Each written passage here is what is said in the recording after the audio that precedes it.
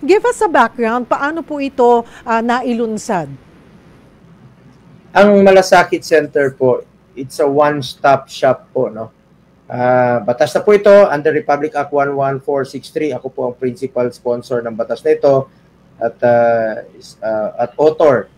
Isinulong natin na may isa batas po ito noong 2019. Pero bago pa po ito na isa batas, naumpisahan na po natin ito noong February of 2018 sa Vicente Soto Hospital sa Cebu. Sinubukan po natin doon. Sinubukan rin natin sa Tacloban, sa hospital doon, sa DOH Hospital. Sinubukan rin natin sa Bacolod, sa Iloilo. Naging successful naman po siya at maraming natulungan. In fact, sa Cebu, more than 300,000 patients po ang natulungan sa Cebu alone. Kaya isinabatas po natin nung naging senador po ako para ma-institutionalize po siya at para tuloy-tuloy po.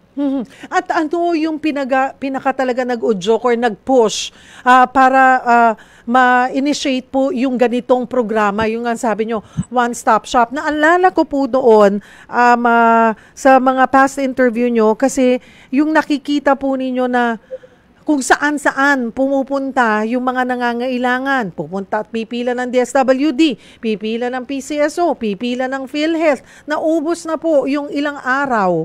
Lumaki na yung bill kasi nga hindi pa nare-release. Yung pong sobrang tagal ng kinakain sa panahon, pati pamasahe, ano, Senator Bong? Opo, totoo yun, no? Noong 2001 pa lang, that was 23 years ago, sa Davao, matagal po ako nagtrabaho kay dating Mayor, dating President Rodrigo Duterte. Marami po mga pupunta sa kanya sa City Hall na hindi residente ng Davao City. Kasi nandito po yung sentro na hospital ng Davao Region o ng buong Mindanao, yung pinakakompleto, yung tong Southern Philippines Medical Center. Alam nyo, Lunes pa lang, yung pasyente na mahirap, may hawak na bill po yan. 87,000 ang bill.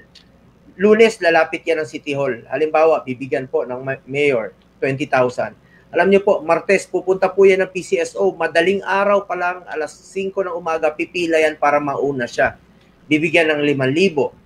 Pupunta po yan ng Miyerkules, pipila sa DSWD, bibigyan ng 5,000. Pupunta po yan ng DOH, 10,000. Pupunta po yan ng PhilHealth kasi minsan pag komplikado yung sakit, hindi mako-cover lahat ng PhilHealth. So, binawas ng PhilHealth 10,000. Ibig sabihin, 50,000 lang ang nabawas sa 87,000 na bill niya. Ang gagawin po ng pasyente, mangungutang yan, isasangla yung karabaw, ibibenta yung refrigerator para lang po makalabas sa ospital. Yan po ay katotohanan lamang sa mga iba't ibang probinsya sa buong Pilipinas.